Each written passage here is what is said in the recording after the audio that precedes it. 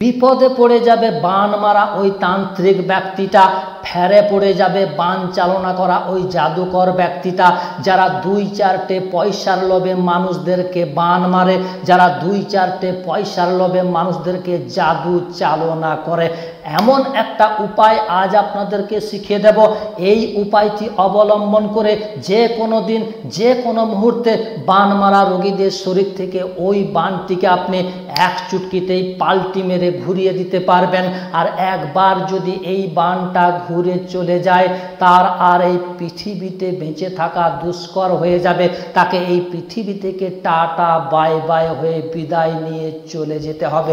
সেই রকমই একটা কোরআনি পাওয়ারফুল উপায় আজ আপনাদেরকে এই ভিডিওতে আমি শিখিয়ে দেব ইনশাআল্লাহ। বান ঘোরানি এই উপায়টি শিখতে চাইলে, জানতে চাইলে ভিডিওটিকে আপনি বিন্দু মাত্র স্কিপ না করে শেষ মুহূর্ত পর্যন্ত মনোযোগ সহকারে দেখতে থাকুন। ভিডিওটি দেখে নিলেই আপনি এই পদ্ধতিটা শিখে যেতে পারবেন। চলুন দেরি না করে মূল বিষয়টা আপনাদেরকে আমি শিখিয়ে দিচ্ছি।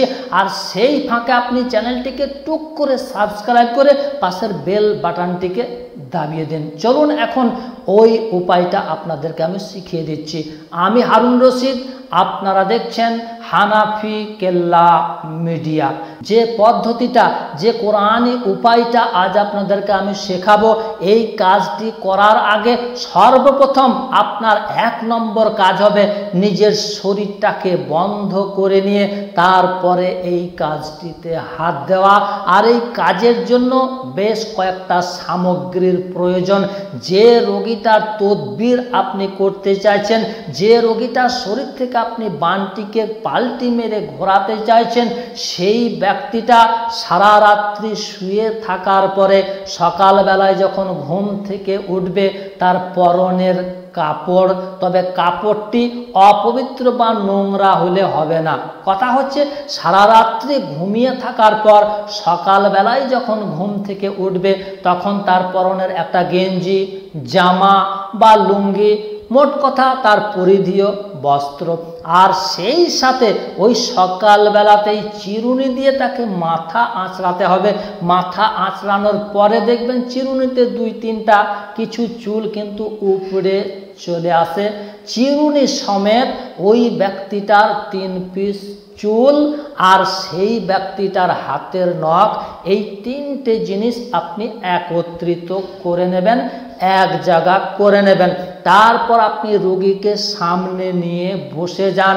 বসে যাওয়ার পরেই বিসমিল্লাহ সহ 1টি বার আপনি সূরা আবাসা পাঠ করে রোগীকে একটা ফু, আর একটা পাত্রে পানি নিয়ে পানির পাত্রে একটা ফু, আর ওই যে সামগ্রীগুলো আপনি একত্রিত করে রেখেছেন, ব্যক্তিটার কাপড়, মাথার চুল, চিরুনি সমেত আর হাতের নখগুলো, ওইগুলোতে একটা ফু। তারপর আর একটা দোয়া আপনাদেরকে পাঠ করতে হবে। এতক্ষণে সেটা আপনারা ডিসপ্লের মধ্যে দেখতে পেয়ে গেছেন।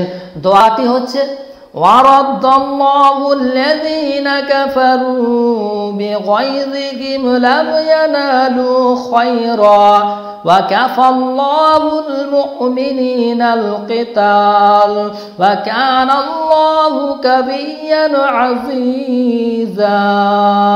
এই দোয়াটি 70 বার পাঠ করে রোগীকে 70টা ফু, পানির মধ্যে 70টা ফু, আর ওই সামগ্রীগুলোর মধ্যে 70টা ফু। এই আয়াতটি হচ্ছে সূরা আহজাবের 25 নম্বর আয়াত।